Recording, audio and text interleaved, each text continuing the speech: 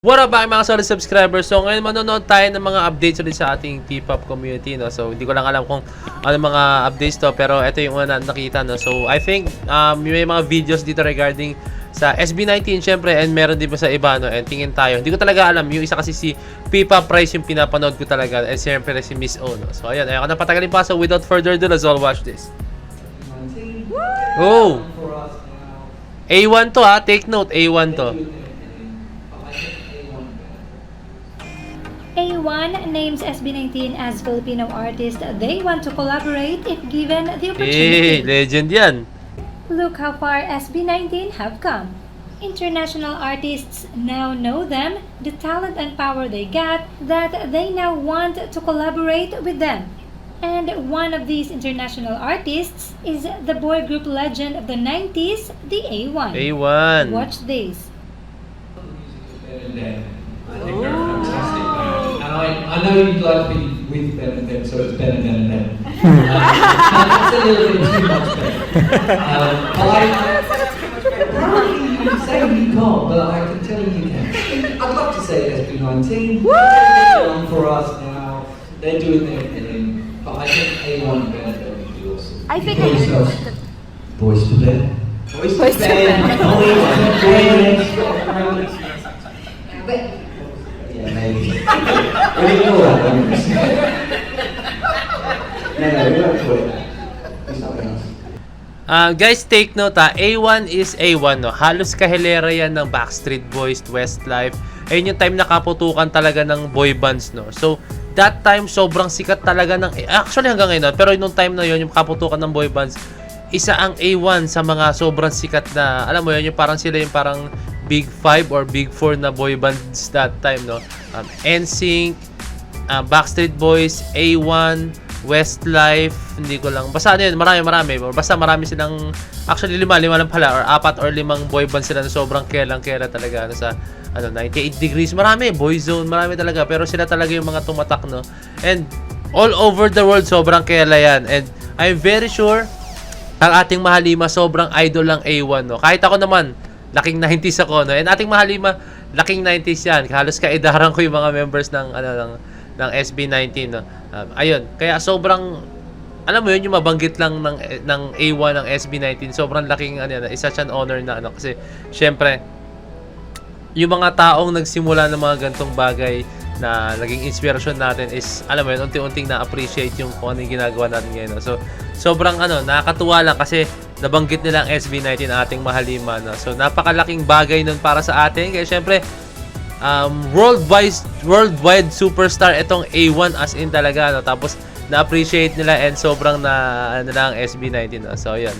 Sobrang salamat A1. And sana mangyari to, no? Parang ang sarap lang makita ng SB19 makiki-collab sila or makakapag-collab sila sa mga international artists like ito, yung mga legends, no? So, I'm hoping na sana magkaroon tayo ng collaborations kasi para sa akin yung collaborations diyan din mas nakikilala ang isang artist, no? Tulad no si actually si Bruno Mars kaya na before, pero si Bruno Mars mas nakilala siya nakapag-collab siya kay B.O.B, no? B.O.B ba yun? Yung Beautiful, Nothing on You, no? Tapos nakilala si Bruno Mars. And then si Charlie Puth, sobrang kilala na rin yan before, pero nag-collab sila ng Wiz Khalifa. Sobrang nung nakilala siya lalo, no? Kumbaga, hindi naman sinasabi ko na kakapit ka sa ibang artist, no? Pero iba-iba yung yung parang iba yung dating or iba yung fame na makukuha mo pag yung kunyari ano ba? Paano ko ba ito? A1. Fans ng A1 makikilalang SB19, no? So, nun guys, syempre yung mga generations ng A1 makikilalang SB19, no? Kaya syempre, to be honest with you, ang mga halos, pero alam ko kahit mga para sa akin all ages talagang nakakilala sa SB19, no? Pero basta yun, makikilala ng SB19, no? Tapos yung same din sa SB19 makikilala na ng A1, no? So ayun lang, parang siya super duper mega ultra X deal siya, no? Talaga napakalaking deal yun, as in napakasobra na. So let's go. fans ng SB19 Ito. na aliw nung nakita ang litratong ito. Alam ko to. Ang Let's go, Stel. promodizer kasing nasa picture, hawig daw sa SB19 member na si Stel. Good job, Stel of SB19. Let's go, Stel. Well, if you think that only SB19 Stel has a look-alike, then you bet. Actually, may angle lang siya, no? Hindi naman siya totally...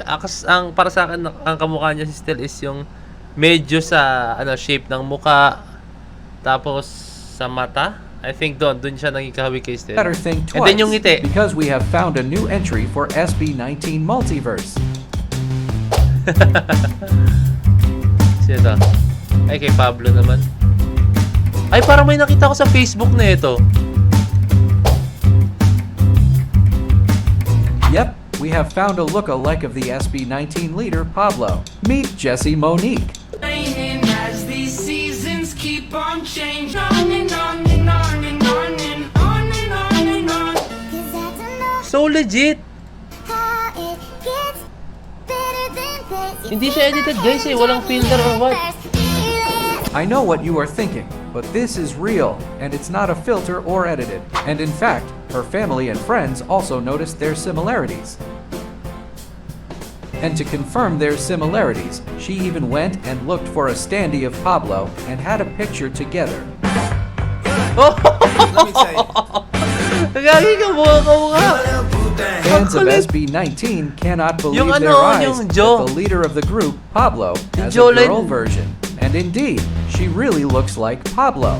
Sure ako alam ni... Uy, grabe! And you might ask that maybe she is related to Pablo. Well, she Baka nga said no, pinsan. and Ay. mentions that her mom is actually a fan of SB19. So, what do you think? Does she really look like Pablo? Sobrang By the way, you mind-blowing can to. follow her on her TikTok account if you want to see more of her. So we now have the multiverse for SB19 Multiverse. Stell and SB19 Pablo. Kay Stell hindi gaano eh, yung sila nung ano eh, yung Promodizer hindi siya naman. Pero yung kay Pablo, kamukha ko. 3 members are Almost. still missing. If you Kamukha. find the others, let us know here in the comments so we can include them. And that, Yeah, thanks yeah, for but watching. Or on her Alam mo TikTok yung- account if you want to see more of her. Fan of SB. And you might ask that Yung nagpahawig sa kanilang dalawa is yung isa siguro yung ipin.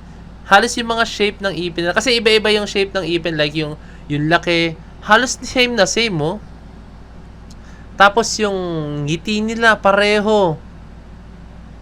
Yung mata, pareho. Yung ilong, pareho. Yung jawline lang medyo na iba. Gagi ka mo kamukha. Ang kulit. Nakita ko na to sa ano eh. Yung kanya medyo medyo pa squarish yung jawline tapos patusok. Kay Pab kasi talagang medyo ano siya, ganun din tapos medyo hindi siya ganun kapatusok, no. Hindi eh, halos pareho talaga eh. and you might ask that really look Oo nga, nagkaiba sila sa ano. Dito sa may bandang maybe she is dito sa may bandang baba, no. Kay Pab medyo flat eh, medyo flat straight. Sa kanya medyo may pa ano, curve dito po, meron para pa curve siya. Kamukha ang kulit. Nakita ko to sa Facebook. Nakala ko talaga ano siya, edited talaga siya that time. Sabi ko, parang nakita ko, ay, ini-scroll up ko lang, no. And ito, oh, meron pala talaga may video, no. Ako malaw ko kasi kung filtered siya or parang pinatong siya or what edited siya, no. Pero hindi eh. Kasi nag-edit ako, kaya alam ko talaga. Pero hindi talaga sobrang kamukha talaga. As in, walang mga kung ano-ano mga pixelated something na nangyayari. Pero, ang galing. Alam na kaya ni Pablo, alam na kaya ni Pinuno to. Pag nalaman ni Pinuno to, I think, ano siya, parang matatawa talaga siya as in ang kulit lang, no. Sana mag-meet sila, no. Ano kaya ang dating nito, no. So, ito yung makulit, no. Siyempre, parang, sana makumpleto, no. Si Stell meron na, no. Although na hindi naman siya ganun kaano, no. Meron lang, may mga features lang na medyo hawig pero hindi naman totally. Kay Pablo, talagang almost sabihin natin 80 to 90% kamukha niya talaga ang kulit. Kay Ken kaya meron, kay Jack, kay Josh, no. Sana magkaroon, no. Tapos mag-meet yung multiverse nila, no. Limang members din ng SB19. Tapos bumuo rin ng 5 multiverse, no. Ang kulit. Sana mangyari yung gano'n, nakakatuwa lang. Nakakatuwa. Nakakabaliw yung mga ganitong pangyayari, no. So, shoutout 80, no, sa Let's Make It Happen. Hanap pa tayo ng 3 pa kay Ken, Josh, at saka kay si Justin, no. Hanap pa tayo. Sana mangyari yun. And then gawa tayo ng SB19 Multiverse. Let's go! Chela, sobrang tawa lang ako. Sobrang mind-blowing lang yung nakita ko na to, no. Sobrang pasensya.